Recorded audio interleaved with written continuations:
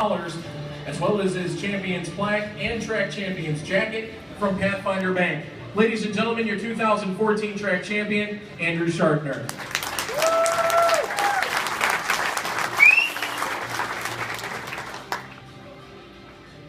I'm going to try to speak a couple more sentences than everyone else tonight. I got a couple of things I definitely want to cover.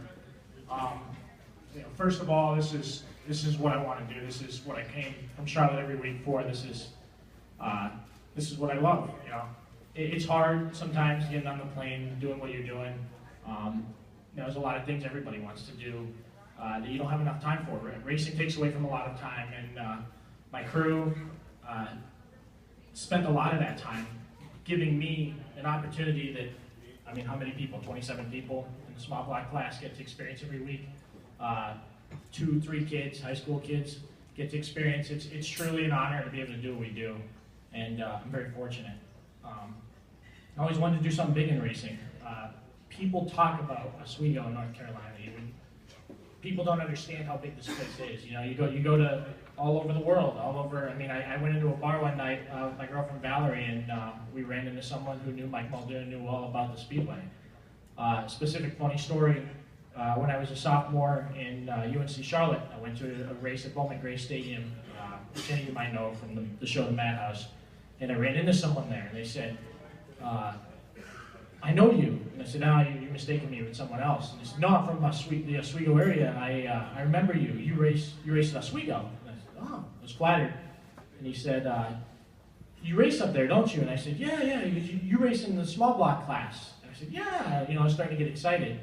And he said, you're the guy that backed into Casey Kane's pace truck that one night. Yeah, that was me. That was my, that's, I guess, my legacy down there. But it's, it really is impressive what this track spans to in a global, or a more regional reach, I guess. And that's a testament to Teresa's being able to bring this back and bring it to what it is. People are really fortunate to have a track like this. This track outdoes Hickory. Been down to Hickory, tested there.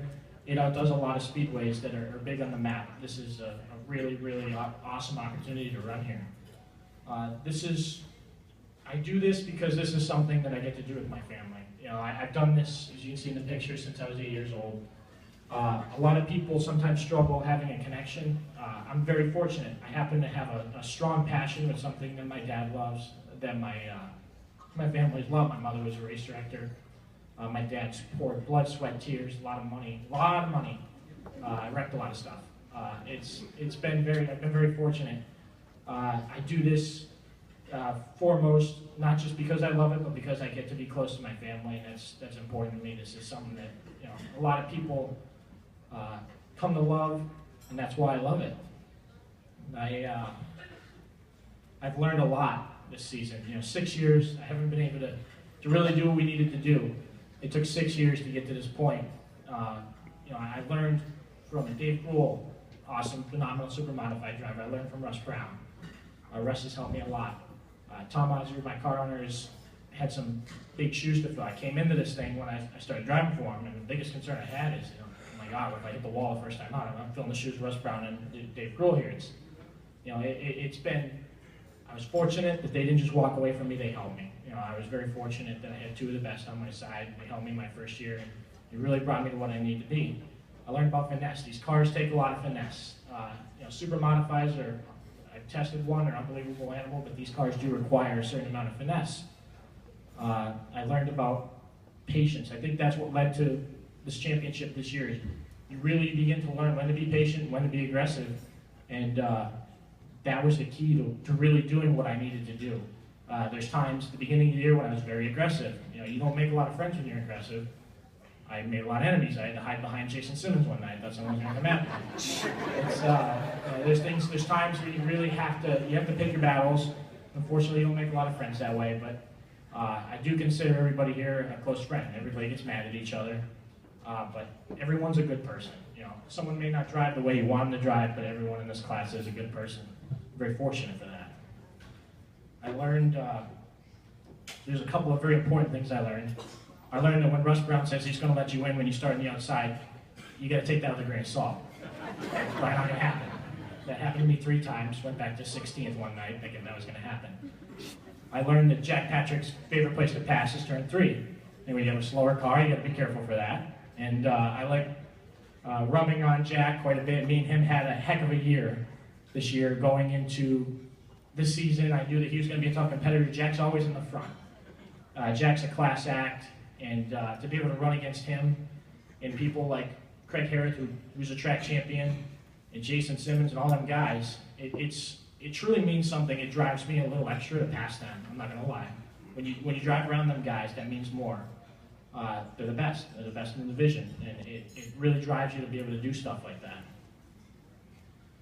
I learned, I learned really quite truly what it's like to be selfless, and that's because my crew taught me that this year.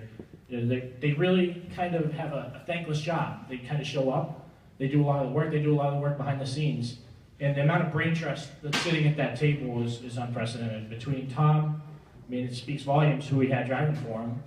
He knows what he's doing. He gave me an opportunity. It's very hard to get to drive for somebody. He gave me that opportunity, and I'm very thankful. And he has a lot of experience. The rest of my crew, Scott, Gary, my dad, it takes, I emphasize this year going in, consistency, consistency, consistency. If we can be consistent with our tire program, with everything we do, me as a driver, we just have to be consistent. We don't have to blow the wheels off everything. We're going to do some damage, and we're going to be tough to deal with. And fortunately, we're able to do that. It's really been an honor, and I love coming up from Charlotte. I'm very, very fortunate to be able to come up the way I did. We really had to put a lot of time and effort in, everybody, to get me up here. My girlfriend for putting up with this. We have a phenomenal relationship, and to be able to allow me to do this. Most people get yelled at for going down the street to hang out with their friends. I fly 500, 700 miles every weekend. I'm very, very blessed to be able to do that. My dad for sharing the same passion I do. Most people, they dent their father's car, taking a girl out on a date, and that's a problem. I wreck race cars badly, cost thousands of dollars. He fixes them. I'm very fortunate for that. I guess I have a hard time accepting the fact of why me. Why do I get to be what I do? Because it's not just they get to drive a race car. I get to drive an awesome race car. They put together an unbelievable race car for me every week. And this is home. Oswego's home. I'm from Weedsport. I grew up in the Weedsport area. I moved to Charlotte to try to pursue a career in racing, in motorsports in general, even to work in it. Went to UNC Charlotte, and after a lot of homework and calculations, I decided that if I went into that career, didn't want to make my passion my job and end up hating it. I stayed down in the area because I love it, and like I said, it's been nice because it's a nice home away from home, because I feel like I'm sort of in Oswego. There's so many Central New Yorkers down there, so many people that know of Oswego. It's been nice. I do miss this place, and that's why I come back every week. There's a lot of things that maybe I could do and I should do, but I can't imagine being anywhere else than driving next to Jason, racing next to Jack, passing Mike Bond, which, you heard earlier, to be able to do that was a phenomenal experience. I'll probably never do that for a little while, but Mike's a phenomenal driver, and things like that. It fuels me to be able to beat the best, because they're the best. They have the stats to back that up, and I'm very fortunate to be able to share this as my home with everybody else. There's a lot of thank yous to go out to everybody that got this for me. I just was showing up and able to drive. I felt like I had a very successful year because of them. There was an unbelievable amount of effort by the Ukrainian National Club, helping us do our fundraiser every year, thanklessly allowing us to go there, host a chicken barbecue, Beaver River Distribution, Arnold's Family Restaurant, Hedger Fabrication, California East, Team Tap Out, and Team Tap Out was unbelievable. There's one race, I completely destroyed the race car, and they basically rebuilt it. It was just like little ants running around, or I guess big ants, because the bodybuilding team back there, but it's unbelievable the amount of the selflessness they displayed to my team to be able to allow me to get back out there, which we didn't know at the time whether that was going to be the difference or not. And it's for Jay Andrews for letting me borrow his classic motor that last race. It had a little extra. I don't know what it was, but the thing was fast. It's it was a good motor. Kidding, Jay. You were in that one. It was a good run for you for Classic, and I couldn't be more proud for Jay Andrews. He did a heck of a job. But the Speedway, for allowing me to be able to be here every week and to keep this place moving. They do a phenomenal job. It's the little things they do for coming up and thanking us after having a good night's race. It means something. You may not think so, but we get yelled at a lot because, I mean, let's be honest, we sometimes only complete a half a lap and there's a red flag. So it's it's nice to have them come up and say that stuff, and we're very fortunate for that, to have people that really understand us as racers. To close, I want to really thank specifically my crew, everything they did for me.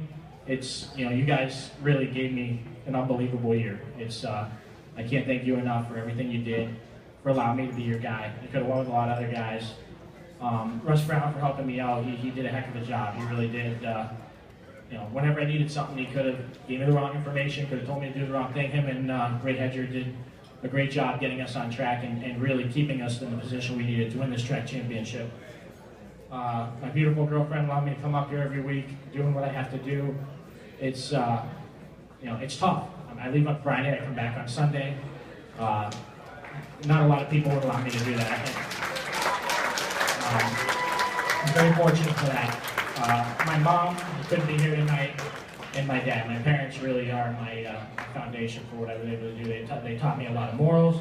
Taught me when the guy beats you, you go shake his hand. When the guy takes you out, you just wait for him to come apologize. Hopefully he does, and you shake it off. You move on.